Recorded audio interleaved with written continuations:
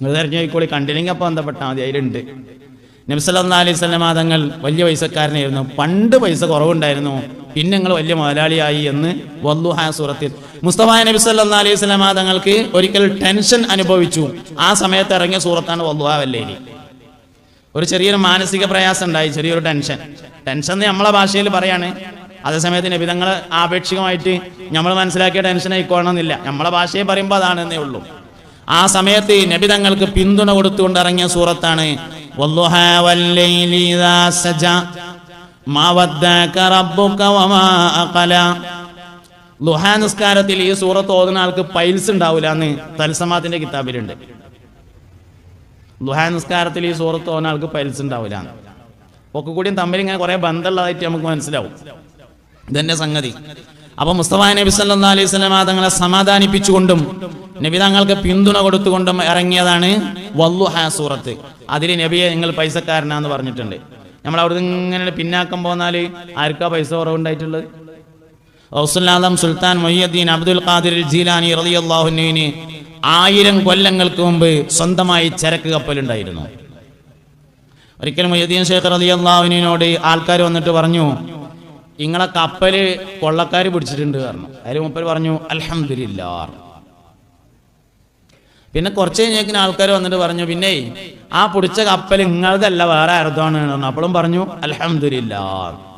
അതെന്തിനാ ഞാൻ പറഞ്ഞു എന്നറിയാം, നിങ്ങൾ കപ്പൽ ഉണ്ടായിരുന്നു എന്നുള്ളതിന് തെളിവ് പറഞ്ഞതാണ്. ഗൗസുൽ ആദം 470 ഹിജ്റ 470 മുഹിയുദ്ദീൻ ഷെയ്ഖിന്റെ കാലഘട്ടം. ഹിജ്റ 470 25-ാമത്തെ വയസ്സിൽ ആദ്യമായി കച്ചവടം തുടങ്ങിയിട്ടുണ്ട് മുഹിയുദ്ദീൻ ഷെയ്ഖ് റളിയല്ലാഹു അൻഹു. 25-ാമത്തെ വയസ്സിലാണ് നാട് വിടുന്നത്. 25 കൊല്ലം ഉമ്മാന്റെ അടുത്ത് നാട്ടിലായിരുന്നു. 25 വയസ്സിന് ശേഷം നാട് വിട്ടു. നാട് വിട്ടിട്ട് ആദ്യമായി ആരംഭിച്ചത് കച്ചവടമായിരുന്നു. റോഡ് സൈഡിൽ വെള്ളക്കച്ചവടമായിരുന്നു ആദ്യം തുടങ്ങിയത്. അങ്ങനെ വീണ്ടും 25 കൊല്ലം കച്ചവടവും പഠനവുമായി നടന്നു. 50 വയസ്സ് 40 കൊല്ലം വയല് പറഞ്ഞു, അപ്പോഴും കച്ചവടമുണ്ട്. 90 വയസ്സ് വരെ ജീവിച്ചു. മഹാനായ ഗൗസുൽ ആദം സുൽത്താൻ മുഹിയുദ്ദീൻ അബ്ദുൽ ഖാദിർ ജീലാനി 25 ചുറ്റി നടന്നോവർ, ഇരിയെന്ന ഏകൽ കേട്ടാരേയിരുന്നോവർ, 40 വയത് പറഞ്ഞോവർ, നന്നായി 90 കൊല്ലം ഇരുന്നോവർ. 90 കൊല്ലം ജീവിച്ചു.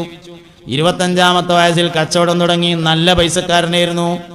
പൈസക്കല്ല കുഴപ്പം, പൈസ കൈകാര്യം ചെയ്യുന്ന മനസ്സിനാകുന്നു പ്രശ്നം. പൈസക്ക് എന്താ കുഴപ്പം? ഒരു കുഴപ്പമില്ല. പൈസ കൈകാര്യം ചെയ്യണ മനസ്സ് കേടെന്നാല് പൈസ ഉണ്ടായാലും ഇല്ലെങ്കിലും ഒരേ മാതിരിയാണ്. അതുകൊണ്ട് എല്ലാവരും നല്ലോണം അധ്വാനിച്ച് പൈസ ഉണ്ടാക്കണം എന്നാണ് എൻ്റെ അഭിപ്രായം. പൈസ ഉണ്ടാവണ്ട എന്ന അഭിപ്രായം എനിക്കില്ല. ഉണ്ടാക്കണം, പക്ഷെ എന്താ വെച്ചാൽ സൂക്ഷ്മത പാലിക്കണം. സമ്പത്ത് കേടുവന്നതാണ് ഇന്ന് നമ്മൾ കാണുന്ന എല്ലാ പ്രശ്നത്തിന്റെയും കാരണം. എന്താ സമ്പത്ത് കേടുവരാന്ന് പറഞ്ഞാല് യത്തീമിന്റെ മുതൽ അപഹരിച്ചത് ബർക്കത്തുണ്ടാവില്ല. അത് തിന്നാൻ കൊടുത്താൽ കുട്ടികൾ കേടുവരും. വഖഫ് മുതൽ അന്യാധീനപ്പെടുത്തിയത് വല്യാപ്പോ വഖഫ് ചെയ്തു തരുന്നു. പിന്നെ നോക്കുമ്പോ റിക്കാർഡൊന്നും കാണാനില്ല. റിക്കാർഡില്ലാതെ തരൂല എന്ന് പറഞ്ഞു. ഉദാഹരണം പറഞ്ഞതാണ് കേട്ടോ. വഖഫ് മുതൽ അന്യാധീനപ്പെടുത്തിയാലേ അതുകൊണ്ട് മക്കൾക്ക് ഭക്ഷണം കൊടുത്താൽ ഒരു നേരാവില്ല. ഇതൊക്കെയാണ് ഇന്നത്തെ പ്രശ്നങ്ങൾ തന്നെ. സ്ത്രീകളുടെ ആഭരണങ്ങൾ സമ്മതമില്ലാതെ എടുത്തത്, സ്ത്രീകളുടെ ആഭരണം സമ്മതമില്ലാതെ എടുത്തുകൊണ്ടേറ്റ് വിറ്റിക്കുക. സ്ത്രീകളുടെ ആഭരണം എടുക്കാം, പക്ഷെ നല്ലോണം സമ്മതം വേണം. വാപ്പ മരിച്ചിട്ട് മുതലൊരുക്കുമ്പോ അടുക്കളയിൽ നിന്ന് ഉമ്മ വിളിച്ചു പറയാണ്, കുട്ടികളെ ഇമ്മക്ക് റോഡ് സൈഡിന്റെ ആ ചാരിയിട്ടൊരു 3 സെന്റും കൂടി ഏറെ അളന്നിട്ടാളി. വാപ്പ പണ്ട് ഖത്തർക്ക് പോയത് ഉമ്മാന്റെ മണിക്കാതിലെ വിറ്റിട്ടായിരുന്നു എന്നുള്ള ഓർമ്മ ഉണ്ടായിക്കോട്ടെ ട്ടോ. എന്താ പറഞ്ഞതിന്റെ അർത്ഥം? ഖത്തർക്ക് പോണ അന്ന് മണിക്കാതിലെ കൊടുത്തത് മനസ്സറിഞ്ഞ് തൃപ്തിപ്പെട്ടിട്ടല്ല. ആണെങ്കിൽ ഇപ്പൊ അതിന്റെ കണക്ക് പറയാൻ പാടില്ലല്ലോ. തൃപ്തിപ്പെട്ട് കൊടുത്തതിന്റെ കണക്ക് പറയാൻ പാടില്ല. ചില സ്ഥലത്ത് ക്ലാസ് എടുക്കാനോ വാഴ തരാനൊക്കെ ചെന്നാല് ആൾക്കാർ വന്നിട്ട് പറയും, ഈ പള്ളിപ്പറമ്പൊക്കെ എൻ്റെ വല്യാപ്പാന്റെ വാപ്പ കൊടുത്തതാണ്. അവന്റെ വല്യാപ്പാക്ക് തന്നെ അതിൽ അവകാശമില്ല. വാപ്പാക്ക് തീരെ അവകാശമില്ല, ഓന് തീരെ അവകാശമില്ല. പിന്നെന്താ പറയേണ്ട ആവശ്യം? വല്യാപ്പാന്റെ വാപ്പ കൊടുത്തതോടുകൂടി അതിന്റെ അവകാശം നീങ്ങി, അതിന്റെ മിൽക്ക് അള്ളാഹുവിലേക്ക് നീങ്ങിയിട്ടുണ്ട്. ഓന്റെ വല്യപ്പാക്ക് അവകാശമില്ല, വാപ്പാക്ക് തീരെ അവകാശമില്ല, ഓൻ ഒട്ടും അവകാശമില്ല. പിന്നെ എന്തിനത് കാണുന്നവരോടൊക്കെ പറയേണ്ട ആവശ്യം? ഇതൊക്കെയാണ് നമ്മളെ പരിപാടി പറഞ്ഞത്. അതെന്തേ സംഗതി? വല്യാപ്പാന്റെ വാപ്പ അന്ന് കൊടുത്തതേ അത്തിരിയിട്ടൊന്നും കൊടുക്കേണ്ടിന്നില്ല എന്ന് മനസ്സിലുള്ള അതാണ് പറഞ്ഞത്. ഇവിടുന്ന് അങ്ങോട്ട് ആ കാണുന്നതൊക്കെ എൻ്റെ വാപ്പ കൊടുത്തത്, വല്യാപ്പ കൊടുത്തതാണ് എന്ന് ആ പറഞ്ഞതിൻ്റെ ഉള്ളിൽ അതിരിക്കുന്നുണ്ട്. എന്ന മാതിരിയാണ് മുതലൊരുക്കുമ്പോൾ പെണ്ണുങ്ങളെ വർത്താനം. അപ്പൊ മനസ്സറിഞ്ഞ് തരാൻ വളരെ പ്രയാസമാണ്. അതേസമയത്ത് മനസ്സറിഞ്ഞ് തന്നതാണെങ്കിൽ കുഴപ്പമൊന്നുമില്ല, അല്ലെങ്കിൽ അതുകൊണ്ട് എടുക്കെത്തൂല. ഇതന്നെ സംഗതി. പലിശയുടെ സമ്പത്ത് കൊണ്ട് ഇടപാട് നടത്തിയത്, പലിശന്റെ പൈസ കൊണ്ട് ഇടപാട് നടത്തിയത് ബർക്കത്തുണ്ടാവില്ല. ഇതൊക്കെയാണ് ഇന്നത്തെ പ്രശ്നങ്ങൾ പറഞ്ഞത്. ഇതിപ്പോ അങ്ങാടിയിലെ 4 പീഡി റൂമും വാടക കിട്ടാനുള്ള 2 കോട്ടേഴ്സും അത്യാവശ്യം ഇങ്ങനെ വട്ടച്ചെലവൊക്കെ നടന്നു പോകാൻ വേണ്ടിയിട്ട് ഒരു ചെറിയ മിനി സൂപ്പർ മാർക്കറ്റൊക്കെ കൂടി ആയി വന്നപ്പോഴേക്കേ അറബി ഏകദേശം എത്തിങ്ങാനേ ചേർക്കാൻ പറ്റിയ കോലത്തിലായിട്ടുണ്ട്. മെലിഞ്ഞിട്ട് മേശന്റെ അടി കൂടെ കൈയിട്ട് വലിച്ചു തരുന്നേ. ഇന്നെങ്ങനെ കുട്ടികളെ വരാകാം? അതുകൊണ്ട് വരുമാനം കേടുവന്നതാണ് ഇന്നത്തെ ഏറ്റവും വലിയ പ്രശ്നം. നിങ്ങൾ അംഗീകരിച്ചാലും വേണ്ടില്ല, അംഗീകരിച്ചില്ലെങ്കിലും വേണ്ടില്ല. ഞാൻ പറയാനുള്ളത് പറയും, വരുമാനം കേടുവന്നാണ് ഇന്നത്തെ ഏറ്റവും വലിയ പ്രശ്നം. 5 വക്തിനും പള്ളിക്കണ്ട്, സുബഹിക്ക് മുടങ്ങാതെ ഉണ്ട്. സുബഹി നിസ്കാരം കഴിഞ്ഞിട്ട് 2 പേജ് ഖുർആൻ ഓതും. അത് കഴിഞ്ഞിട്ട് പോയിങ്ങാണ്ടേ സൂപ്പർ മാർക്കറ്റ് തുറന്നിച്ചിട്ടേ ചൈനന്ന് സാധനം ഇറക്കിയിട്ട് ജപ്പാന്റെ സ്റ്റിക്കർ ഒട്ടിച്ചിങ്ങാണ്ട് വിൽക്കുക. അങ്ങനെ ഉണ്ടാക്കിയ മുതല് നേരാവൂല, അത് തിന്ന കുട്ടികൾ നേരാവൂല എന്നാണ് ഞാൻ പറഞ്ഞത്. അതുകൊണ്ട് വരുമാനം നല്ലോണം സൂക്ഷിക്കണം, നല്ലോണം സൂക്ഷിക്കണം. 1000 ഉറുപ്പ്യക്ക് പണിയെടുത്തിട്ട് 990 ഉറുപ്പ്യ വാങ്ങിങ്ങാണ്ട് ജീവിച്ചാൽ ബറക്കത്ത് കൂടുതലാണ്. 1000 ഉറുപ്പ്യക്ക് ജോലി ചെയ്തിട്ട് 1500 ഉറുപ്പ്യക്ക് വാശി പിടിച്ചാൽ ബറക്കത്ത് നഷ്ടപ്പെടും. തരുന്നവന്റെ സംതൃപ്തി വളരെ പ്രധാനമാണ്. പൈസ തരുന്ന ആളെ സംതൃപ്തി വളരെ പ്രധാനപ്പെട്ടതാണ്. അതുകൊണ്ട് എങ്ങനെയും ഉണ്ടാക്കിയാൽ മക്കൾ കേടുവരും. ഇന്ന് മുസ്ലിം ഉമ്മത്ത് അനുഭവിക്കുന്ന പ്രയാസങ്ങളുടെ ഏറ്റവും പ്രധാനപ്പെട്ട കാരണം 2 എണ്ണമാണെന്നാണ് ഞാൻ മനസ്സിലാക്കിയിട്ടുള്ളത്. ഒന്ന് ഹുബ്ബുദ്ദുന്യാ, ദുനിയാവിനോടുള്ള സ്നേഹമാകുന്നു. രണ്ടാമത്തേത് കറാഹിയത്തുൽ മൗത്ത്, മരണത്തോടുള്ള വെറുപ്പാകുന്നു. 2 കാരണമാണ്.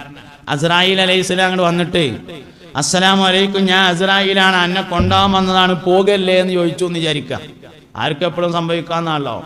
അസ്സലാമു അലൈക്കും, ഞാൻ അസ്രായീലാണ്, പോകല്ലേ എന്ന് ചോദിച്ചാൽ എന്തേക്കാരം നമ്മളെ മറുപടി?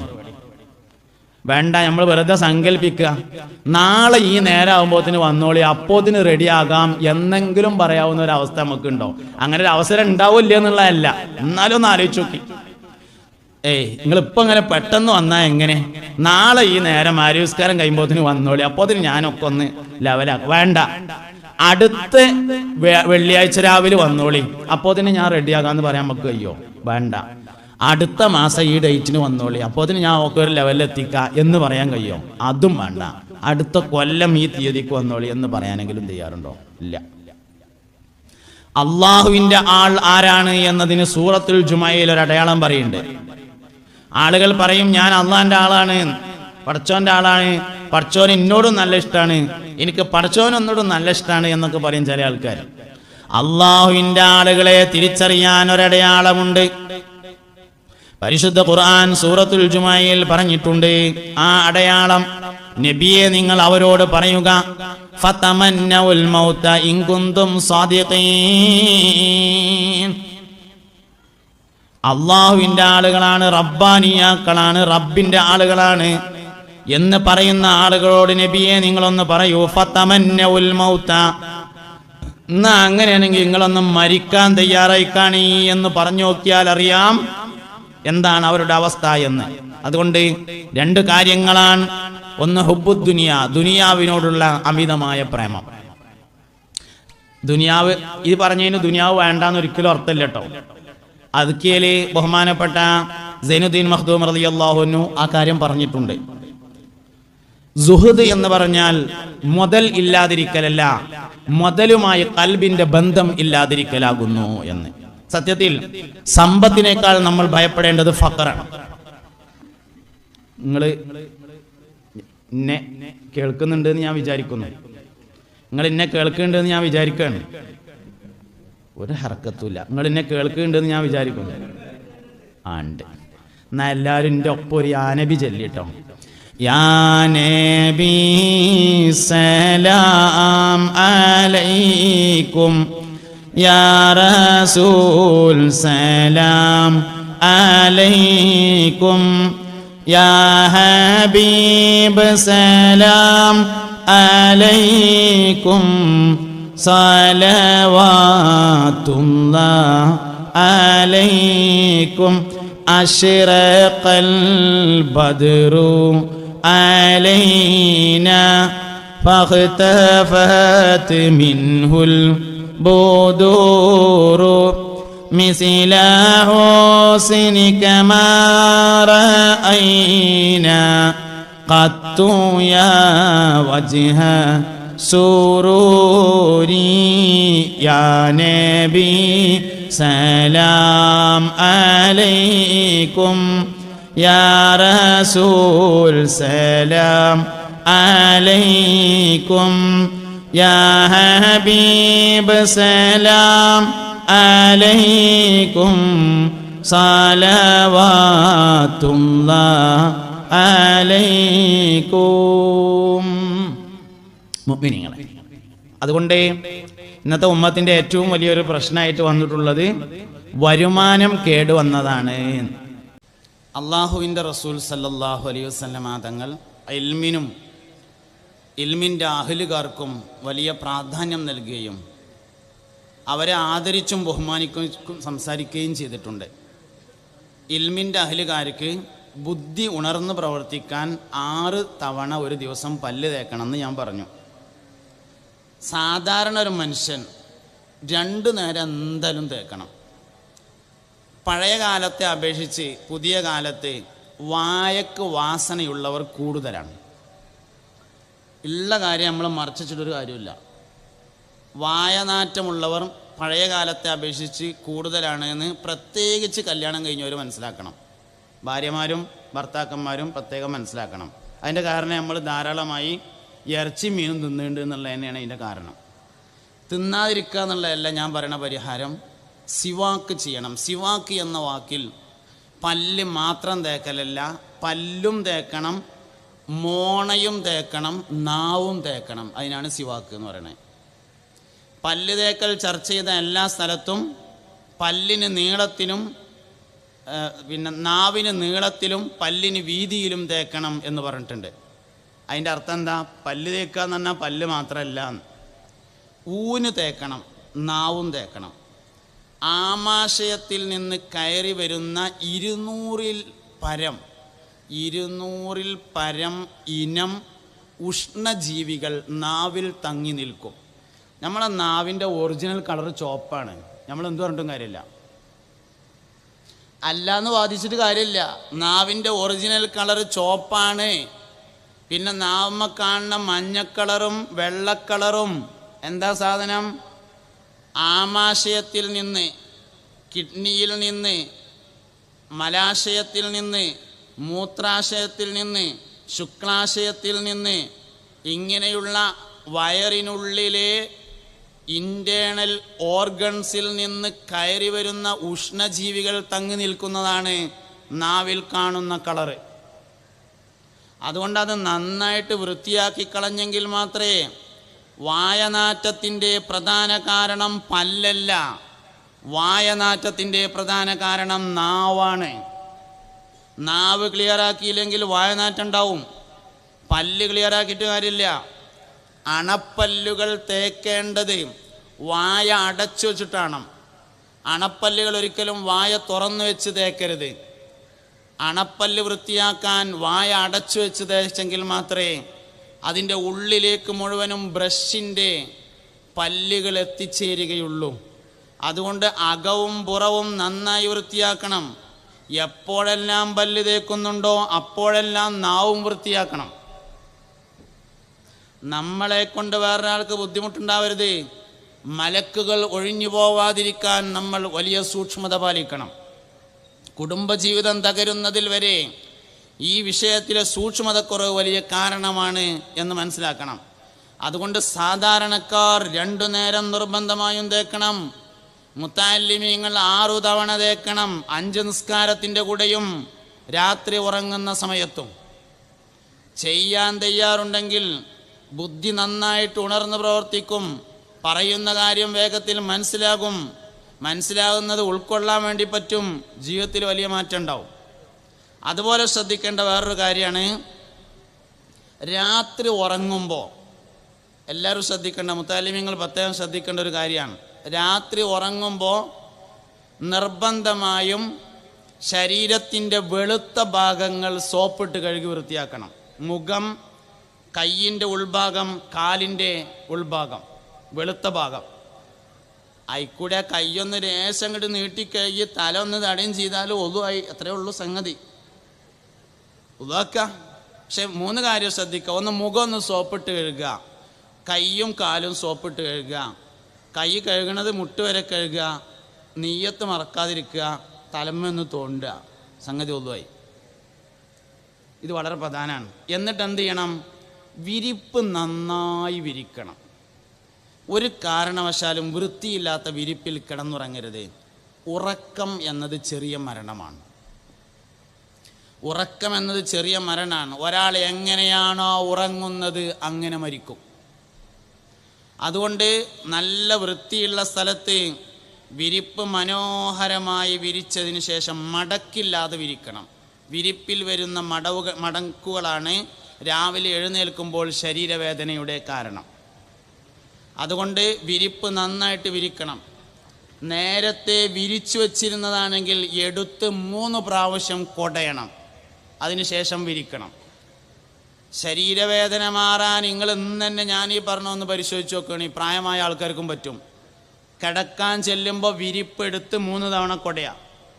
എന്നിട്ട് മടക്കില്ലാതെ നന്നായിട്ട് നിവർത്തി വിരിക്കുക. എന്നിട്ട് കട്ടിലുമ്മ ചെന്നിരിക്കണം.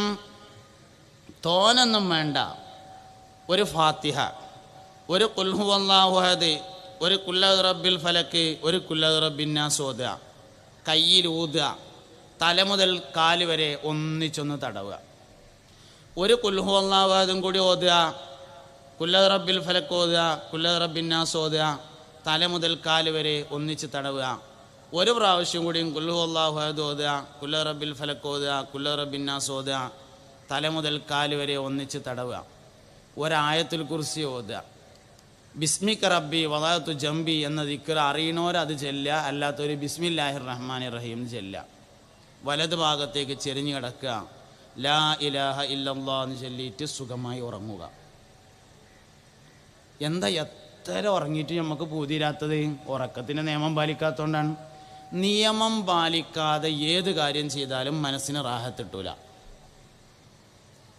വണ്ടി ഇങ്ങനെ പോകേണ്ടതിന് പകരം പോലീസരൊക്കെ നോക്കുന്നുണ്ടോ നോക്കിയിട്ട് അങ്ങനെ പോയാൽ എന്തായാലും മനസ്സിന് റാഹത്തുണ്ടാവില്ല. നിയമം പാലിച്ചില്ലെങ്കിൽ മനസ്സിന് റാഹത്ത് നഷ്ടപ്പെടും. അതുകൊണ്ട് നിർബന്ധമായും ഉറങ്ങുമ്പോൾ ഈ കാര്യം സൂക്ഷിച്ചാൽ രാവിലെ എഴുന്നേറ്റ ഉടനെ വിരിപ്പ് മടക്കുക. പഴയമാതിരി വിരിപ്പ് പഴയതുപോലെ വിരിക്കുക. പുതപ്പ് മടക്കിയിട്ട് തലയുടെ മേലെങ്ങനെ ഉഷാറായിട്ട് വെച്ചാൽ ആ ഹോസ്റ്റലിലേക്ക് ആര് കയറി വന്നാലും ആരാ ഇവിടുത്തെ മാനേജറും ചോദിക്കും. വിരിപ്പ് വൃത്തിയായി വിരിക്കുകയും പുതപ്പ് മടക്കി വെക്കുകയും ചെയ്താൽ ഏറ്റവും വൃത്തിയുള്ള ഹോസ്റ്റലായി നമ്മൾ താമസിക്കുന്ന ഹോസ്റ്റലിനെ മാറ്റാം. അത് മാത്രം ചെയ്താൽ മതി. ചെറിയ കാര്യങ്ങളെ കൊണ്ട് വലിയ നേട്ടം ഉണ്ടാക്കാം. അതുകൊണ്ട് വലിയ കാര്യത്തിൽ നമ്മളൊക്കെ സൂക്ഷ്മത ഉള്ളവരാണ്. ആരും സൂക്ഷിക്കാത്തവരല്ല. 10,000 രൂപ കള്ളനും സൂക്ഷിക്കും. 10 പൈസ സൂക്ഷിക്കാൻ ഏറ്റവും വലിയ മുത്തഖിയായിരിക്കണമെന്നാണ്. ചെറിയ കാര്യങ്ങളിൽ വലിയ സൂക്ഷ്മതയുള്ളവരായി ജീവിക്കാൻ നമുക്ക് കഴിയുക എന്നത് പ്രധാനപ്പെട്ട ഒരു കാര്യമാണ്. പഠിക്കണം, നല്ലോണം പഠിക്കണം, നന്നായി പഠിക്കണം. ഉള്ളതനുസരിച്ച് അമൽ ചെയ്താൽ കൂടുതലായി അവനിലേക്ക് വന്നുകൊണ്ടിരിക്കും. വിവരം 2 തരത്തിലുണ്ട് എന്നാണ്. ഒന്ന് അധ്വാനിച്ചുണ്ടാക്കുന്ന വിവരം, അതിന് കസ്ബിയായ ഇൽമ് എന്നാണ് പറയുക. രണ്ടാമത്തൊന്നുണ്ട് വഹബിയായ ഇൽമ് എന്ന് പറഞ്ഞാൽ അള്ളാഹുവിങ്കിൽ നിന്ന് ഓശാരമായി ലഭിക്കുന്ന വിജ്ഞാനത്തിനാണ് വഹബിയായ ഇൽമ് എന്ന് പറയാം. കസ്ബിയായ ഇൽമ് എന്ന് പറഞ്ഞാൽ അതിൻ്റെ പിന്നിലൊരു അധ്വാനമുണ്ട്. ഇപ്പോൾ പല സ്ഥലത്തുനിന്നും നിങ്ങളെല്ലാവരും വന്നു, നിങ്ങളിവിടെ അങ്ങനെ ഇരിക്കുന്നു, സയ്യിദന്മാർ ആലിമീങ്ങൾ പ്രസംഗിക്കുന്നു, കേൾക്കുന്നു, നമ്മൾ മനസ്സിലാക്കുന്നു, അതിൻ്റെ പിന്നിലൊരു അധ്വാനമുണ്ട്. ഇതിനാണ് കസ്ബിയായ ഇൽമ് എന്ന് പറയുന്നത്. വഹബിയായ ഇൽമ് എന്ന് പറഞ്ഞാൽ അതിൻ്റെ പിന്നിൽ അധ്വാനമില്ലാതെ ലഭിക്കുന്നു. കസ്ബിയായ ഇൽമിൽ തെറ്റുപറ്റും, വഹബിയായ ഇൽമ് തെറ്റൂല. കസ്ബിയായ ഇൽമിൽ തെറ്റുപറ്റും, അധ്വാനിച്ചുണ്ടാക്കുന്ന വിവരം തെറ്റും. എന്താ കാരണം? പഠിപ്പിക്കുന്നവന് തെറ്റിയാൽ പഠിക്കുന്നവന് തെറ്റും. പഠിപ്പിക്കുന്ന ആൾക്ക് തെറ്റി, എന്നാൽ പഠിച്ചവൻ എന്തായാലും തെറ്റും, ഉറപ്പാണ്. വഹബിയായ ഇൽമ് തെറ്റൂല. എന്തുകൊണ്ട്? അതിൽ പഠിപ്പിക്കുന്ന ആളുണ്ടാവില്ല എന്നുള്ളതുകൊണ്ടാണ് തെറ്റാത്തതിൻ്റെ കാരണം. വഹബിയായ ഇൽമാർക്കാ കിട്ടുക? ഉള്ള ഇൽമ കൊണ്ട് അമൽ ചെയ്യുമ്പോൾ വന്നു ചേരുന്ന വിവരങ്ങൾക്കാണ് വഹബിയായ വിജ്ഞാനം എന്ന് പറയുന്നത്. ഉള്ള ഇൽമ കൊണ്ട് അമൽ ചെയ്യാൻ തയ്യാറാവണം. നാഫിയായ ഇൽമ്, ലാറായ ഇൽമ് എന്ന് പറഞ്ഞിട്ട് ഇൽമ് രണ്ടെണ്ണമില്ല, ആളാണ് രണ്ടെണ്ണം. നാഫിയായ ഇൽമാണ് ചിലത് എന്ന് പറയും, ചിലത് ലാറായ ഇൽമാണ് എന്ന് പറയും. അങ്ങനെ രണ്ടെണ്ണമില്ല. നാഫിയായ മനുഷ്യനും ലാറായ മനുഷ്യനാണ്. ഉപദ്രവകാരിയായ മനുഷ്യൻ ഏത് പഠിച്ചാലും കുഴപ്പം തന്നെയാണ്. ഉപദ്രവകാരിയായ മനുഷ്യൻ ഖുർആൻ പഠിച്ചു, അല്ലെങ്കിൽ ഖുർആൻ പരിഭാഷ പഠിച്ചു, എന്നാലും കുഴപ്പം തന്നെ ഉണ്ടാവുക. ഉപകാരപ്രദമായ മനുഷ്യൻ എന്ത് പഠിച്ചാലും അതുകൊണ്ടുള്ള ഉപകാരം ഉണ്ടാവുക. ഇൽമിൻ്റെ മറവി എന്ന് പറഞ്ഞാൽ പരീക്ഷയ്ക്ക് എഴുതാൻ കിട്ടാതിരിക്കലല്ല. ഇൽമിൻ്റെ മറവി എന്ന് പറഞ്ഞാൽ പഠിച്ചത് ഉപകാരമില്ലാതെ പോകലാണ്. ഇൽമ മറക്കാനുള്ള കാരണം ഗുരുവിനെ ഇൻസൾട്ട് ചെയ്യുന്നതാണ്. ഇൽമ മറക്കണതിൻ്റെ കാരണം പഠിപ്പിച്ചു തന്നവനെ നിസാരമായി കാണുന്നതാണ് ഇൽമിൻ്റെ മറവിയുടെ കാരണം. അങ്ങനെ മറന്നാലും പിന്നെ ഓൻ പരീക്ഷയ്ക്ക് എഴുതുമ്പോൾ ഫസ്റ്റ് ക്ലാസ് ഉണ്ടാവും. ഇൽമിൻ്റെ മറവി പരീക്ഷയ്ക്ക് എഴുതാൻ കിട്ടാതിരിക്കലല്ല. ഇൽമിൻ്റെ മറവി എന്ന് പറഞ്ഞാൽ ആ പഠിച്ചത് ഉപകാരമില്ലാതെ പോകലാണ്. MBBS കഴിഞ്ഞിട്ട് ആശുപത്രി സ്വന്തമായി ഉണ്ടാക്കിയിട്ട് അവിടേക്ക് പരിശോധനയ്ക്ക് സർജറിക്ക് വരുന്ന ആൾക്കാരുടെ കിഡ്നി കച്ചവടാക്കലാണ് പരിപാടിയെങ്കിൽ ടീച്ചറെ മഷി കുടഞ്ഞിട്ടുണ്ട് എന്നുറപ്പാണ്. ഗുരുവിനെ നിസ്സാരമാക്കിയവനെ പഠിച്ചത് ഉപകാരമില്ലാതെ പോവുകയുള്ളൂ എന്നർത്ഥം. എല്ലാ കാര്യവും അങ്ങനെ തന്നെയാണ്. ഇത് മാത്രമല്ല, കുവൈത്ത് പോയി, അല്ലെങ്കിൽ ഖത്തർ പോയി, അല്ലെങ്കിൽ സൗദിയെ പോയി ജ്വല്ലറി തുടങ്ങി നോക്കി, കണ്ണടപ്പീട തുടങ്ങി നോക്കി, ചായ കച്ചവടം തുടങ്ങി നോക്കി, ഹോട്ടലിട്ട് നോക്കി, കടത്തിന് മേൽ കടം കൂടി വരുന്നു. അവസാനം ഒജീനം തടയപ്പെടുന്നു, ഭക്ഷണം കഴിക്കാൻ ബുദ്ധിമുട്ടുള്ള അവസ്ഥയിലേക്ക് എത്തുന്നു. എങ്കിൽ ഗുരുവിനെ നിസ്സാരമാക്കിയവന് മാത്രമേ അങ്ങനത്തെ ഒരു ദുരവസ്ഥ വരുള്ളൂ. അല്ലാത്തൊരാൾക്കും അള്ളാഹു ഒജീനം തടയപ്പെടുകയില്ല. പടച്ച തമ്പുരാൻ ബാധ്യതയായി ഏറ്റെടുത്തിട്ടുള്ളതാണ് ഭക്ഷണം.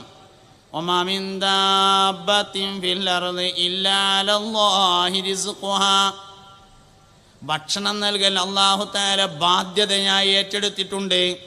അതൊരു മനുഷ്യന് തടയപ്പെടണമെങ്കിൽ അവൻ അവൻ്റെ ഗുരുവിനെ നിസ്സാരമാക്കിയാൽ മാത്രമേ ഉണ്ടാവുള്ളൂ.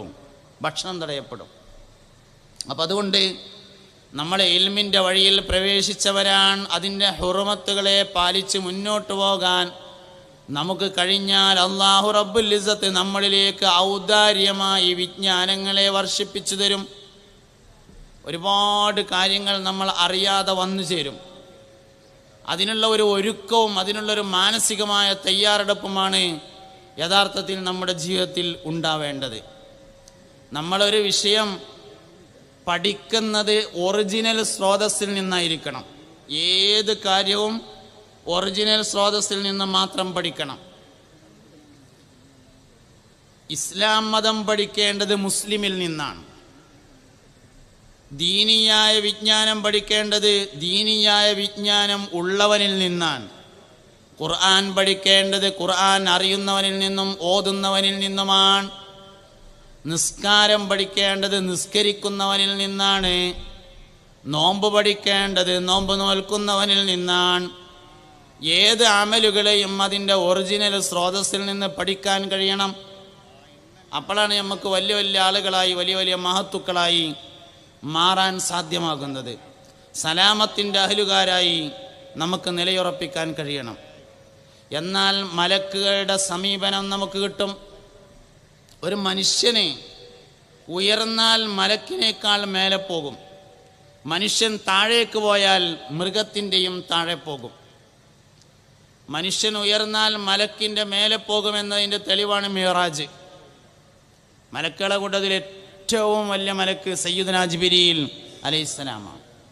ബഹറുന്നൂർ എന്ന പേരായ വലിയൊരു പ്രകാശത്തിൻ്റെ തടാകത്തിൻ്റെ അടുക്കലെത്തി മിഅ്റാജിൻ്റെ രാത്രി മുത്തുനബി സല്ലല്ലാഹു അലൈഹി വസല്ലമയും ജിബ്രീൽ അലൈഹിസ്സലാമും പോകുമ്പോൾ ആ ബഹറുന്നൂർ എന്ന പ്രകാശ താഴ്വാരത്തെത്തിയപ്പോൾ ജിബ്രീൽ അലൈഹിസ്സലാം പറഞ്ഞു, ഇവിടെ നിന്ന് അങ്ങോട്ട് പോരാൻ എനിക്ക് അനുമതിയില്ല, നിങ്ങൾ പൊയ്ക്കോളൂ, അള്ളാഹുവുമായി സംഭാഷണം നടത്താനാണ് നിങ്ങൾ പോകുന്നത് എന്നറിയിച്ചു. മലക്കുകൾക്ക് പ്രവേശനം നൽകാത്ത സ്ഥലം, സയ്യിദുനാ അബൂബക്കർ സിദ്ദീഖ് റളിയല്ലാഹു അൻഹുവിൻ്റെ സ്ഥാനം ജിബ്രീൽ അലൈഹിസ്സലാമിൻ്റെ മുകളിലാണ് എന്ന് അഹ്ലുസുന്നത്തി വൽ ജമാഅ വിശ്വസിക്കുന്നു. മലക്കിൻ്റെ മേലെ പോകാം മനുഷ്യന്, താഴേക്ക് പോയാൽ മൃഗത്തിൻ്റെയും താഴെ പോകും. ഉലായിക കൽ അൻആമി ബൽഹും അളല് എന്ന് പറഞ്ഞോടത്ത് എന്തിൻ്റെ മാതിരിയാന്ന് പറഞ്ഞിട്ടില്ല. ഉലായിക അവർ കൽ അൻആമി മൃഗത്തെ പോലെയാണ്, ബൽ അങ്ങനല്ല, ഹും അവർ അളല്ലു അതിനേക്കാൾ താഴെയാണ് എന്ന് പറഞ്ഞപ്പോൾ പിന്നെ എന്തിൻ്റെ മാതിരിയാന്ന് പറഞ്ഞില്ല. കാരണം അതിൻ്റെ താഴത്തേക്ക് ബന്ധന്നെ ഉള്ള വേറൊരു സാധനം ഇല്ല എന്നാണ്. അതേമാതിരത്തെ ഒരു സാധനം പറയണമെങ്കിൽ അങ്ങനത്തെ ഒരു സാധനം ഉണ്ടാവണ്ടേ. മനുഷ്യൻ കേടെന്നാലും ഓൻ്റെ താഴത്തേക്ക് പോണ വേറൊരു സാധനം ഭൂമിയിലുണ്ടാവില്ല, ഓൻ തന്നെയുള്ളത്. ഏറ്റവും അതപ്പതിച്ചവൻ കേടുവന്ന മനുഷ്യൻ തന്നെയാണ്. നല്ലത് കേടെന്നാൽ വളരെ മോശമാവും, കേടെന്ന് നന്നായാലോ വളരെ ഉഷാറാവും ചെയ്യും. അങ്ങനെയാണ് മഹാനായ ഗൗസുൽ ആദം സുൽത്താൻ മുഹിയുദ്ദീൻ അബ്ദുൽ ഖാദിർ ജീലാനി റളിയല്ലാഹു അൻഹുവിൻ്റെ അടുക്കൽ വെച്ച് ഒരു സെക്കൻഡ് കൊണ്ട് കുത്തുബുകളിൽ ഉൾപ്പെട്ട ആളുകളുടെ കഥയുണ്ട്. ഒരു സെക്കൻഡ് കൊണ്ട് അള്ളാഹുവിൻ്റെ ഏറ്റവും ഉന്നത സ്ഥാനം നേടിയ ആളുകളായ ഒരുപാട് ആളുകളുടെ കഥ ഷെയ്ഖ് ജീലാനി റളിയല്ലാഹു അൻഹുവിൻ്റെ ജീവിതത്തിൽ നമുക്ക് വായിക്കാൻ വേണ്ടി പറ്റും. അതുകൊണ്ട് നന്നാവാൻ എളുപ്പമുണ്ട്, കേടരാനും അതേമാതിരിയാണ്. നന്മയെ നമ്മൾ വിചാരിക്കണം, നന്മയെ നമ്മൾ ലക്ഷ്യമാക്കണം, നല്ലവരുമായി കൂട്ടുകൂടണം, നല്ലതിനു വേണ്ടി പ്രവർത്തിക്കുകയും പ്രയത്നിക്കുകയും ദുആ ചെയ്യുകയും വേണം. നല്ലവരുമായുള്ള സുഹബത്ത് വളരെ പ്രധാനമാണ്. ഒരു നല്ല മനുഷ്യൻ്റെ നോട്ടം കിട്ടുക എന്ന് പറഞ്ഞാൽ, മഹാനായ പാണക്കാട് സയ്യിദ് ഹൈദർ അലി ശിഹാബ് തങ്ങൾ നമ്മളൊന്ന് നോക്കുക എന്ന് പറഞ്ഞാൽ അതൊരു വലിയ കാര്യം തന്നെയാണ്. നമ്മളെ നോക്കണമെന്നില്ല, തങ്ങൾ പാപ്പ ഒരിക്കലും നോക്കിയപ്പോൾ നമ്മളവിടെ ഉണ്ടായാലും മതി, നോട്ടത്തിൽ പെട്ടാലും മതി. കാഴ്ചക്കും കേൾവിക്കുള്ള ഏറ്റവും വലിയൊരു പ്രത്യേകത, ഒരാൾ സംസാരിക്കുന്നത് കേൾക്കുന്നതും ഒരേ മാതിരിയാണ്. ഒരാൾ ഖുർആൻ ഓതുന്നതും ഒരാൾ ഓതുന്നത് ഇങ്ങനെ കേട്ടുകൊണ്ടിരിക്കുന്നതും ഒരേ മാതിരിയാണ്. ഒരാൾ വഅദ് പറയുന്നതും വേറൊരാൾ അത് കേൾക്കുന്നതും ഒരുപോലെയാണ്. ഒരാൾ ഗീബത്ത് പറയണതും വേറൊരാളത് കേൾക്കുന്നതും ഒരേ മാതിരിയാണ്. ഗീബത്ത് പറയാൻ പാടില്ല എന്ന് നമുക്ക് എല്ലാവർക്കും അറിയാം, പക്ഷെ ഗീബത്ത് കേൾക്കാൻ പാടില്ല എന്ന് നമ്മളാരും ആലോചിച്ചിട്ടില്ല. നുണ പറയണത് ഇങ്ങനെ ബസ് സ്റ്റോപ്പിൽ നിന്ന് കേൾക്കലും ഒരേ മാതിരിയാണ്. പറയണില്ലല്ലോ എന്ന് വിചാരിച്ച് സമാധാനപ്പെടണ്ട, കേൾക്കാനും പറ്റൂല. പറയാൻ പാടില്ലാത്തത് കേൾക്കാനും പാടില്ല. പറഞ്ഞാൽ കൂലിയുള്ളത് കേട്ടാലും കൂലിയുണ്ട്. കാഴ്ചക്കും ഇതുപോലെ തന്നെയാണ്. നോക്കുക എന്ന് പറയുന്നതും നോട്ടത്തിൽ പെടുക എന്ന് പറയുന്നതും അങ്ങോട്ട് നോക്കലും ഇങ്ങോട്ട് നോക്കലും ഒരേ മാതിരിയാണ്. ബഹുമാനപ്പെട്ട ജിഫ്രി മുത്തുക്കോയ തങ്ങൾ പാപ്പാനെ നമ്മൾ അങ്ങോട്ട് നോക്കലും തങ്ങൾ പാപ്പ നമ്മൾ അങ്ങോട്ട് നോക്കലും ഒരേ മാതിരിയാണ്. നോട്ടം അങ്ങോട്ട് കിട്ടിയാലും നോട്ടം ഇങ്ങോട്ട് കിട്ടിയാലും ഒരേ മാതിരിയാണ്. അവസരങ്ങൾ ഉണ്ടാക്കാൻ കഴിയണം, ഉള്ള അവസരങ്ങൾ മുതലാക്കാനും നമുക്ക് പറ്റണം. കുറച്ചു കാലം നമ്മുടെ ജീവിതമുള്ളൂ, ഉള്ള കാലം കൊണ്ട് മുതലാക്കാൻ നമുക്ക് കഴിയണം. അവസരങ്ങൾ അള്ളാഹു നമുക്ക് കൊണ്ടുവന്നു തരും. അവസരമില്ലാത്തൊരു മനുഷ്യനുമില്ല, അത് പല രൂപത്തിലായിരിക്കും കൊണ്ടുവന്നു തരിക എന്നേ ഉള്ളൂ. അതുകൊണ്ട് അവസരങ്ങൾ ഉപയോഗപ്പെടും. വാസ്തവത്തിൽ ഒരാളെ ബഹുമാനിക്കൂല, അത് നമ്മുടെ ഒരു പ്രശ്നമാണ്. എല്ലാവരെയും ആദരിക്കുക, എല്ലാവരെയും ബഹുമാനിക്കുക എന്നുള്ളത് നമുക്കില്ല. നമ്മൾ ആദ്യം തീരുമാനിച്ചു വെച്ചിട്ടുണ്ടാവും ഇന്നോരൊക്കെ ആദരിക്കേണ്ടവരാണ്, ഇന്നോരൊക്കെ ആദരിക്കാതിരിക്കേണ്ടവരാണ്. ആദരിക്കണമെന്ന് ലിസ്റ്റിലുള്ളവരെ മാത്രമേ നമ്മൾ ആദരിക്കുള്ളൂ. അല്ലാത്തവരെ മുഴുവനും അനാദരിക്കുന്ന ഒരു സ്വഭാവം നമുക്കുണ്ട്. അതിൻ്റെ ഇടയിൽ ആദരിക്കപ്പെടേണ്ട പലരും നമ്മളറിയാതെ കടന്നു പോകും എന്ന് നമ്മൾ ഓർക്കണം. ഷുജായി മൊയ്തു മൗലവിൻ്റെ ഒരു കഥ ഉണ്ട്. പഴയ കാലത്ത് വലിയ വയല് പറഞ്ഞിരുന്ന ഒരാളായിരുന്നു ഷുജായി മൊയ്തു മൗലവി. സഫലമാല എന്ന പേരിൽ ഷുജായി മൊയ്തു മൗലവിൻ്റെ ഒരു പാട്ടുണ്ട്. ഒരുപാട് നസീഹത്തുകൾ, സ്വർഗം, നരകം, മനുഷ്യൻ്റെ ജീവിതം, അഹങ്കാരം, വിനയം തുടങ്ങിയ ഒരുപാട് വിഷയങ്ങൾ അതിൽ ചർച്ച ചെയ്യുന്നുണ്ട്. സഫലമാല നല്ലൊരു സാലിഹായ മനുഷ്യനാണ്. വിലായത്തിനെ പാട്ടുകൊണ്ട് ഒളിപ്പിക്കപ്പെട്ട ആളാണ് ഷുജായി മൊയ്തു മൗലവി. അള്ളാഹു പല വിലായത്തുകളെയും പലതുകൊണ്ട് മറച്ചു വെക്കും. ചിലത് പിരാന്തുകൊണ്ട് മറച്ചു വെക്കും, ചിലത് പാട്ടുകൊണ്ട് മറച്ചു വെക്കും, ചിലത് യാചന കൊണ്ട് മറച്ചു വെക്കും. വിലായത്ത് അള്ളാഹു പല വിഷയം കൊണ്ട് മറച്ചു വെക്കും. വിലായത്തിനെ ചിലപ്പം കർമ്മശാസ്ത്രം കൊണ്ട് മറച്ചു വെക്കും. ബഹുമാനപ്പെട്ട ഇമാം ഷാഫി റളിയല്ലാഹു അൻഹു വലിയാണ് എന്ന വിഷയത്തിൽ നമുക്കാർക്കും തർക്കമില്ല. പക്ഷേ വിലായത്തിനെ കർമ്മശാസ്ത്രം കൊണ്ട് മറച്ചു വച്ചിട്ടുണ്ട്. വിലായത്തിനെ പാട്ടുകൊണ്ട് മറച്ചു വെച്ച ആളായിരുന്നു ഷുജായി മൊയ്തു മൗലവി. പരിശുദ്ധമായ ഹറമിൽ പോയി 2 ഹറമുകളും സന്ദർശിച്ചു. റൗള ഷരീഫിൽ സന്ദർശിച്ചു, സിയാറത്ത് ചെയ്തു. മുത്തുനബി സല്ലല്ലാഹു അലൈഹി വസല്ലമയോട് സലാം പറഞ്ഞു. പുന്നാര നബി സല്ലല്ലാഹു അലൈഹി വസല്ലമ തങ്ങളുടെ ഹദറത്തിൽ വെച്ച് ദുആ ചെയ്തു. അള്ളാഹിൻ്റെ റസൂലിനെ മദീനയിൽ വെച്ച് സ്വപ്നത്തിൽ കണ്ടപ്പോൾ ഷുജായി മൊയ്തു മൗലവി പറഞ്ഞു, എനിക്ക് അള്ളാഹുവിലേക്ക് അടുക്കാൻ പറ്റിയ ഒരു വഴികാട്ടിയെ കാണിച്ചു തരണം എന്ന് പറഞ്ഞു. അള്ളാഹുവിലേക്ക് അടുക്കാൻ പറ്റുന്ന ഒരു വഴികാട്ടിയെ കാണിച്ചു തരണം എന്ന് പറഞ്ഞു. മുസ്തഫായ നബി തങ്ങൾ സ്വപ്നത്തിലൂടെ അറിയിച്ചു, നിങ്ങളെ കയ്യിലുള്ള തസ്ബീഹ് ചെല്ലണ മാലല്ലേ, തസ്ബീഹ് ചെല്ലണ മാല, ആ മാല ഒരാൾ ചോദിച്ചു വരും, അദ്ദേഹം തന്നെയാണ് നിങ്ങളുടെ വഴികാട്ടി, നിങ്ങളുടെ ഷെയ്ഖ് മുറബ്ബി എന്ന് പറഞ്ഞു മുസ്തഫായ നബി സല്ലല്ലാഹു അലൈഹി വസല്ലം സ്വപ്നത്തിൽ. ഈ സ്വപ്നം കണ്ടതിന് ശേഷം ഷുജായി മൊയ്തു മൗലവി തസ്ബീഹ് മാല കയ്യിൽ നിന്ന് വെച്ചിട്ടില്ല. എപ്പോഴും ഇങ്ങനെ തസ്ബീഹ് മാലയിട്ട് ഇങ്ങനെ നടക്കും, ആരെങ്കിലും ചോദിക്കുന്നുണ്ടോ നോക്കാൻ വേണ്ടിയിട്ട്. മൂപ്പര് സ്വകാര്യത്തിൽ പിന്നെ ആ തസ്ബീഹ് മാല പിടിച്ചില്ല, അതിങ്ങനെ കാണിച്ച് നടക്കും. കഅബ ഷരീഫിൻ്റെ മുറ്റത്ത് കൂടെയൊക്കെ ഇങ്ങനെ കുറേ നടന്നു നോക്കി, മക്കത്തും മദീനത്തൊക്കെ കറങ്ങി നോക്കി, ആരും ചോദിച്ചില്ല. അവസാനം നാട്ടിലേക്ക് വന്നു. വയല് പറയാൻ പോകും എന്നും വയല് പറഞ്ഞിട്ട് രാത്രി ബസ്സിലൊക്കെ കയറി, ലോറിയിലൊക്കെ കയറി രാത്രി മടങ്ങിയെത്തും. ഒരു സ്ഥലത്ത് ഇറങ്ങിയിട്ട് പെരേക്ക് നടന്നു പോകുമ്പോൾ ചൂട്ട് ഇങ്ങനെ കത്തിച്ചിട്ട് ഇങ്ങനെ മിന്നിയിട്ട് ഇങ്ങനെ പോവും. അപ്പോൾ ഒരു ചെറിയ തട്ടുകട, ആ തട്ടുകടയിൽ നിന്ന് 25 പൈസ 50 പൈസയൊക്കെ കൊടുത്തിട്ട് ഒരു ചൂട്ട് വാങ്ങിയിട്ട് ആ ചൂട്ട് കത്തിച്ച് ഇങ്ങനെ മിന്നിയിട്ടാണ് പോവുക. എന്നും ചൂട്ട് വാങ്ങും, അതിൻ്റെ പൈസ കൊടുക്കും. ഒരു ദിവസം വയല് കഴിഞ്ഞിട്ട് ഇങ്ങനെ മടങ്ങി വന്ന് ചൂട്ട് വാങ്ങിയപ്പോൾ കച്ചവടക്കാരൻ പറഞ്ഞു, ഇന്ന് പൈസ വേണ്ട, ആ തസ്ബീഹ് മാല എടുത്ത് തന്നാൽ മതി പറഞ്ഞു. ഷുജായി മൊയ്തു മൗലവി പറഞ്ഞു, ഈ തസ്ബീഹ് മാല അങ്ങനെ കണ്ട ചൂട്ടച്ചവടക്കാർക്കൊക്കെ കൊടുക്കാനുള്ള ഒന്നല്ല, തരില്ലായിരുന്നു. ഈ തസ്ബീഹ് മാല തരില്ലായിരുന്നു, ഇത് അങ്ങനെ കൊടുക്കാനുള്ള മാല ഒന്നല്ല എന്ന് പറഞ്ഞു. അപ്പോൾ ചൂട്ടച്ചവടക്കാരൻ ചിരിച്ചിട്ട് പറഞ്ഞു, അള്ളാഹ് റസൂൽ തരാൻ പറഞ്ഞ തസ്ബീഹ് മാലല്ലേ, അവിടെ തന്നാളി പറഞ്ഞു. അതിലാണ് കൊടുത്തു തസ്ബീഹ് മാല. നമ്മൾ ഒരുപാട് മനുഷ്യൻ അള്ളാഹു സുബ്ഹാനഹു വ തആല നന്നാകാനുള്ള അവസരം എല്ലാവർക്കും തരുന്നുണ്ട്. ഇത് എനിക്കുള്ള അവസരമാണെന്ന് മനസ്സിലാവാത്തതാണ് പ്രശ്നം. അവസരങ്ങൾ ഉപയോഗപ്പെടുത്താൻ കഴിയാത്തവന് ഏറ്റവും വലിയ പരാജയമാണ്. നമ്മളൊരു നല്ല അവസരത്തിൽ പ്രവേശിച്ചു കഴിഞ്ഞു, അതാണ് ഇൽമിൻ്റെ വഴി എന്ന് പറഞ്ഞത്. പലർക്കും കൊടുക്കാത്ത സൗഭാഗ്യം അള്ളാഹു നമുക്ക് വേണ്ടി നൽകിയിട്ടുള്ള ഏറ്റവും ഉന്നതമായ സൗഭാഗ്യം. അതുകൊണ്ട് ഉറച്ചു നിൽക്കാൻ നമുക്ക് കഴിയണം. ഇൽമിൻ്റെ വഴിയിൽ ശൈത്താൻ ശുയിപ്പാക്കണ അത്ര വേറെ ഒരു വഴിയിലും ശുയിപ്പാക്കൂല എന്നാണ്. ഏറ്റവും കൂടുതൽ പിശാചിൻ്റെ ശല്യമുള്ളത് ഇൽമിൻ്റെ വഴിയിലാണ്. കാരണം വരുന്ന തലമുറയെ കൂടി നന്നാക്കിയെടുക്കാൻ ആലിമുകൾക്ക് കഴിയും എന്നതിനാൽ അവരെ മോശാക്കാനുള്ള പ്രവർത്തനം, അവരെ പിന്തിരിപ്പിക്കാനുള്ള പ്രവർത്തനങ്ങളാണ് എല്ലാവരുടെ അടുത്തുനിന്നും ഉണ്ടാകുക. നന്നായി പ്രവർത്തിക്കണം. ഒരു പരാജയം ഉണ്ടാവില്ല, അത് ശൈത്താൻ വെറുതെ പറയാണ്. ഒരു പരാജയം ഉണ്ടാവില്ല. ചില അടിസ്ഥാനങ്ങളെയൊക്കെ നമ്മൾ മനസ്സിലാക്കണം. കുറച്ച് രക്ഷിതാക്കളും കുറച്ച് സ്ത്രീകളൊക്കെ ഈ സംസാരം കേൾക്കുന്നുണ്ട് എന്ന് നമുക്കറിയാം. ഞാൻ ഒരുപാട് കുടുംബ സംഗമങ്ങൾക്ക് പോകാറുണ്ട്, ഒരുപാട് കുടുംബ സംഘങ്ങളിൽ പങ്കെടുക്കാറുണ്ട്. ഒരു കുടുംബത്തിൽ ഒരു തികഞ്ഞ മൂല്യർ എന്തായാലും വേണം. എല്ലാവരും മൂല്യന്മാരാവണം എന്ന് ഞാൻ പറയണില്ല, എല്ലാവരും അത്യാവശ്യം പഠിക്കണം എന്നേ പറയണുള്ളൂ. എല്ലാവരും ഒരു മുത്തഫരീദ്, ഒരു നൂറുൽ അബ്സാർ, ഒരു ഫത്വ മുഈൻ എല്ലാവരും ഓതണം. പഴയ കാലത്ത് ഓതിയെന്നു. എല്ലാവരും വലിയ വലിയ മൂല്യന്മാരാണെന്നല്ല ഞാൻ പറയണത്. ഒരു കുടുംബത്തിൽ ഒരു തികഞ്ഞ മൂല്യരുണ്ടാവണം. അല്ലെങ്കിൽ കുടുംബ സംഗമം നടത്തി കുടുംബത്തിന് കമ്മിറ്റി ഉണ്ടാക്കിയിട്ട് അതിനു വേണ്ടി പരിശ്രമിക്കണം. ചിലപ്പോൾ ഇങ്ങനെ ബസ്സിൽ യാത്ര ചെയ്തിരുന്ന സമയത്ത് ചിലപ്പോൾ ഇങ്ങനെ ആൾക്കാർ പരിചയപ്പെടും. എവിടെയെന്ന് ചോദിക്കും, ഇന്നോടത്താണ്. എവിടെ ജോലി ഇന്നോടത്താണെന്ന് പറഞ്ഞാൽ അവിടെ ദർസുണ്ടോ എന്ന് ചോദിക്കും. ഇല്ല, അവിടെ ദർസൊന്നും ഇല്ല എന്ന് പറഞ്ഞാൽ, അവിടെ ഇപ്പോൾ ദർസുണ്ട്, മുമ്പ് ദർസുണ്ടായിരുന്നില്ല.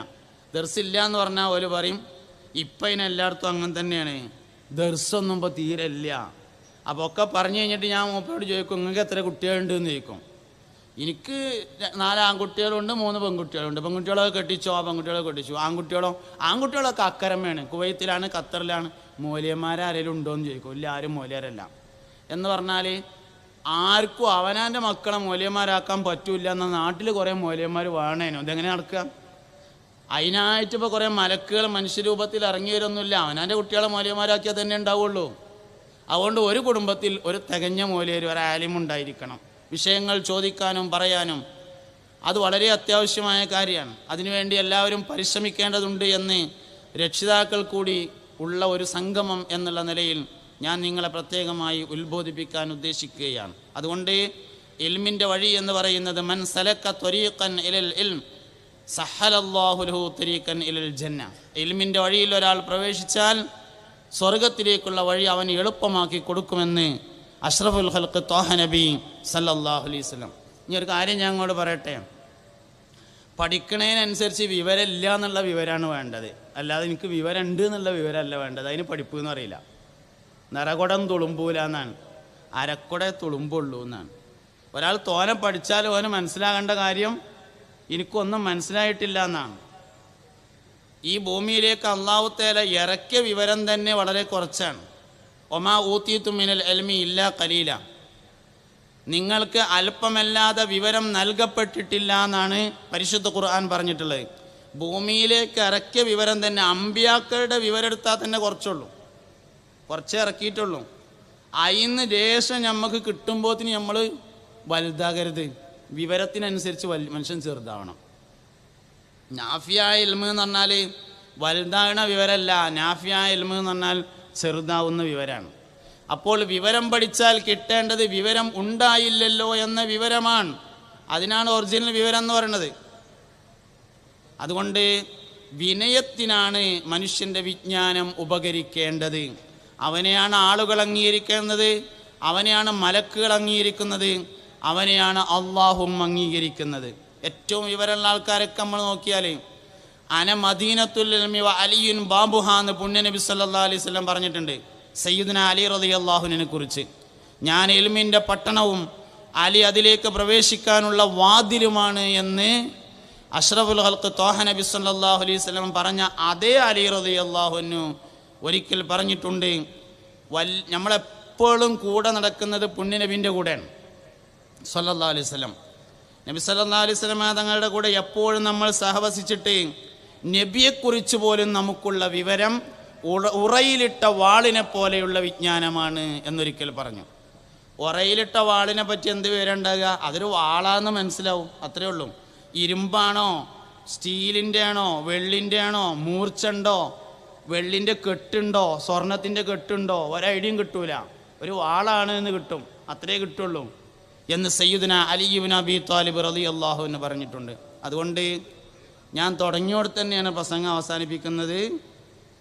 അന്തമില്ലാത്തൊരനന്ത കോടിയാണി അന്ത്യലോകത്തിൻ്റെ അന്തർഭാഗത്തിൽ, അന്തമില്ലെങ്കിലും അന്തമില്ലെന്നുള്ളന്തമുണ്ടാവലാണ് ഏറ്റമന്തം. ജ്ഞാനിയും അജ്ഞനും തമ്മിലുള്ളന്തരം ആനയും പേനും കണക്കയത്രേ. അജ്ഞൻ പ്രഭുവായിട്ടെന്തു കാര്യം, മഹാ വിജ്ഞൻ ദരിദ്രനാണെങ്കിലെന്ത്. ശുദ്ധാജലമൊഴും കൊച്ചു സരസിൻ്റെ ശ്രേഷ്ഠത ആഴിപ്പരപ്പിനുണ്ടോ. നിശ്ചയം ആ കടൽ വെള്ളമുപ്പാർന്നതാം കൊച്ചു സരസിലോ സ്വച്ഛവെള്ളം. മിന്നാമിനുങ്ങിൻ കുലമൊത്തു ചേർന്നുകൊണ്ടൊന്നിച്ചു മിന്നാൻ തുടങ്ങിയാലും പാലൊളി തൂകുന്ന പൗർണമി കൊക്കുമോ വിണ്ണിൽ പ്രകാശം പരത്തിടുമോ. അള്ളാഹു നാഫിയായ ഇൽമ തരട്ടെ. നമ്മളെല്ലാവരെയും മുഖ്റവിയായ ആലിമീങ്ങളിൽ അള്ളാഹു ഉൾപ്പെടുത്തി തരട്ടെ. പറഞ്ഞതും കേട്ടതും സ്വാലിഹായ അമലായി അള്ളാഹു നമ്മിൽ നിന്നും കബൂൽ ചെയ്യട്ടെ. സുബ്ഹാനകല്ലാഹുമ്മ വബിഹംദിക അഷ്ഹദു അല്ലാ ഇലാഹ ഇല്ലാ അൻത അസ്തഗ്ഫിറുക വഅതൂബു ഇലൈക്. വസല്ലല്ലാഹു തആല വസല്ലമ അലാ ഖൈരി ഖൽഖിഹി സയ്യിദിനാ മുഹമ്മദിൻ വആലിഹി വസഹ്ബിഹി അജ്മഈൻ. വൽഹംദുലില്ലാഹി റബ്ബിൽ ആലമീൻ. അസ്സലാമു അലൈക്കും.